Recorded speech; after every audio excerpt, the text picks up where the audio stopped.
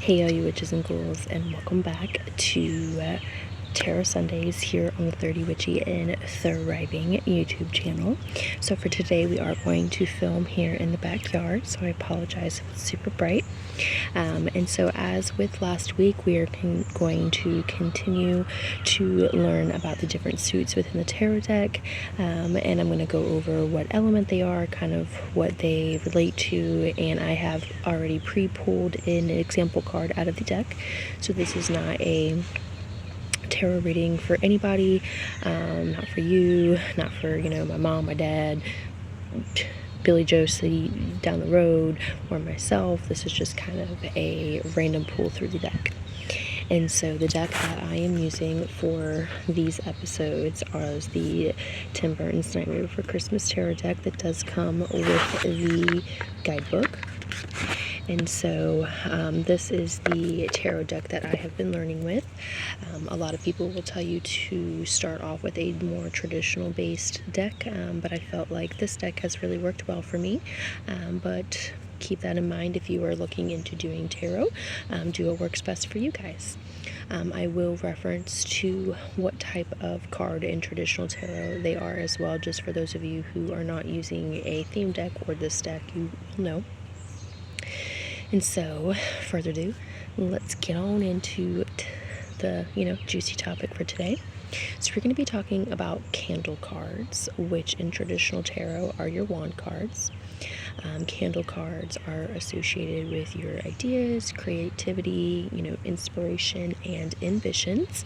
And I'm sorry in advance if you hear my dog barking, or if I look back, he's been kind of up to some mischief. He is out here in the yard with me. And so your candle cards, getting back on track, they are known as fire cards.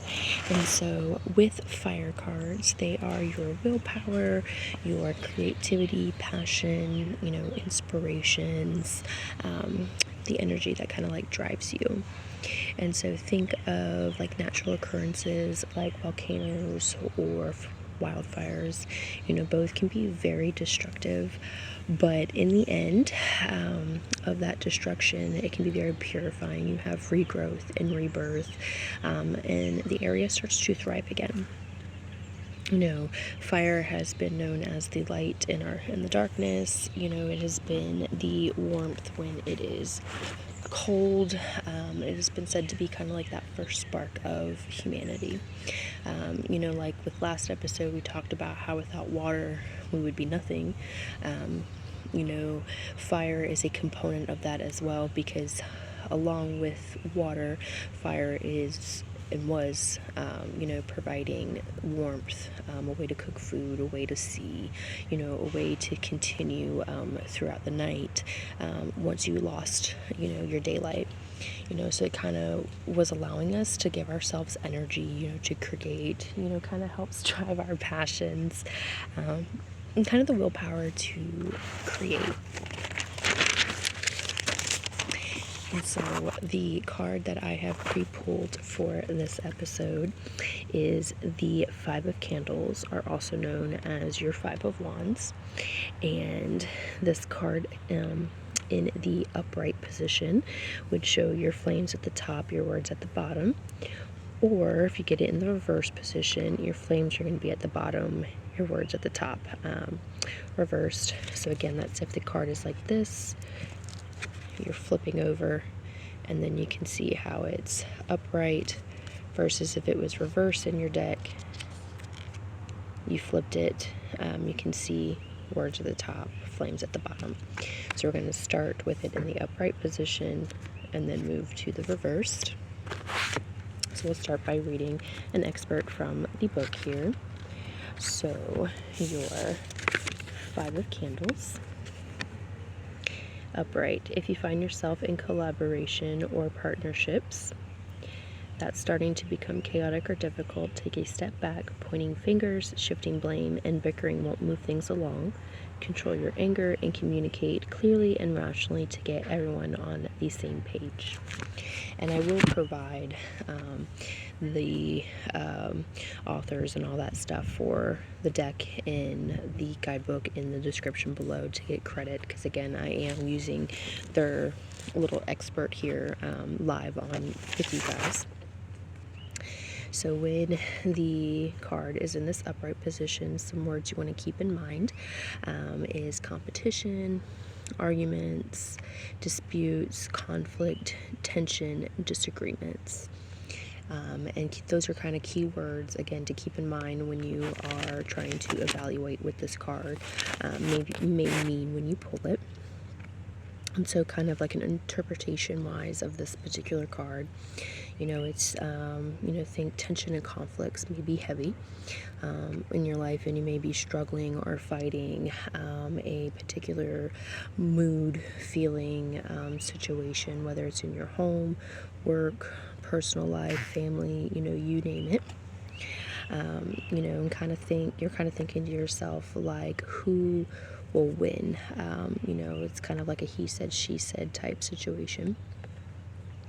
You kind of want to use different viewpoints, diversity when, on this journey, and you kind of want to take a second, look at both sides, avoid pointing fingers, stay calm, try not to let your anger overcome what's happening, and it's kind of a way to get your ego in check, because conflict can cause a lot of turmoil within us that causes these nasty little buggers and feelings to come out.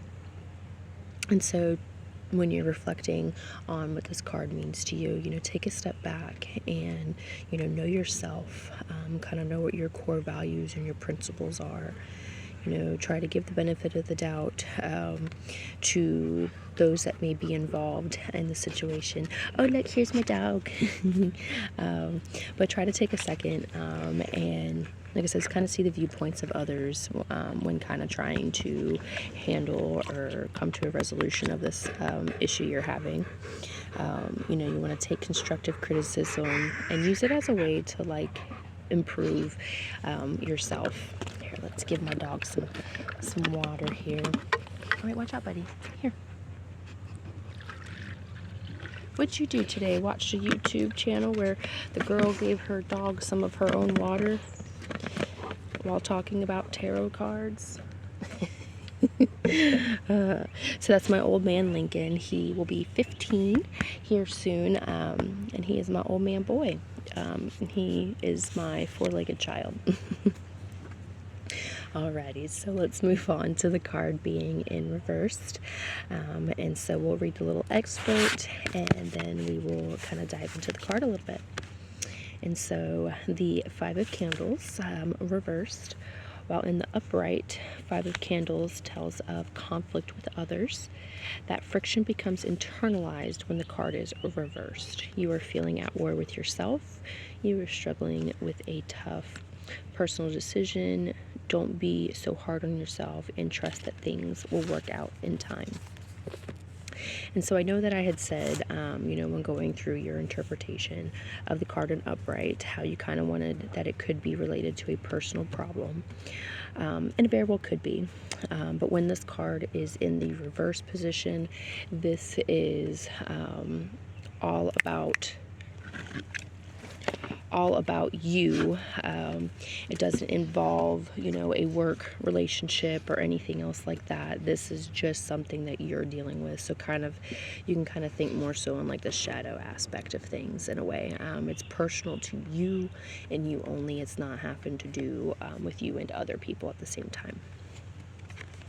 And so when this card is upside down, some keywords to keep in mind, you are trying to conflict avoidance, you're jealous, rising tensions, wounded egos, rivalries. My dog is chasing something in the yard, guys, and I don't know what. So interpretation of this card, you may be struggling with some type of argument or dispute, but again, it's, your side. You're trying to avoid any type of situations that may not be suited to you. which can initially lead and make those things worse. You are kind of in your safe space, your safe zone. You're going to stay there and you're not worried about looking at the real world. You are staying away from it. You could be dealing with jealousy, like I said, kind of like a wounded ego. And so that could cause things to be amped when you're trying to deal with the conflict. You want to think of how you're dealing with this conflict. Are you running away, or are you almost fell off the step, running into it head on, or are you running away? So like that, kind of like that flight or flight situation. Are you making compromises? Or is there a little bit of give and a little get, push and shove, give and get? And then take a step back and make sure that you're not trying to just make other people happy. Keep your feelings into consideration as well. Like I said, this card is all about thinking in reverse. It's all about thinking about you and kind of how you are in the situation, not others. So you want to make sure you know your feelings, and you want to make sure you're thinking before you act. You want to know when to remove yourself from a situation, and then you want to know your key may be to avoid conflict, but you kind of want to try to face it head on, because it's better to deal with conflict early on and come to either like a compromise or an agreement, versus letting it escalate and continuing to build, and thus that conflict is just to a point where you can't do anything about it. Alrighty, and so that was the Five of Candles, or in traditional tarot, your wand cards. Little fun bit. So on Sundays, I do personal tarot for myself. So I'll wake up. I have been doing some loose leaf teas, drinking that that hot cup of tea. Doing either a tarot reading for myself, or I have been using one of the other books that I have that kind of helps you learn the tarot, but it's a way to do self-reflect, so kind of some shadow working. And you just scroll through the deck, you pull that deck out, and you pull that card out of the deck and use that card specifically for yourself, for your shadow working and your reading. And with that particular card that I got today, it also had to deal with conflict, and how to kind of face it. So I thought it was just a fun fact, that this card was pre-pulled like a week ago, had nothing to do with my personal reading today. But even just going over this information with you guys, I can relate to this card in that sense that I am working with conflicts, and kind of taking some of these key factors from this card as well. So just fun fact, fun bit for you guys. I thought that you would find that humorous, or I'm just rambling, and that's okay too. Well, thank you so much for joining me for Tarot Sundays. I look forward to next week, and we will continue to post these episodes weekly, and I will have some others up for you guys shortly.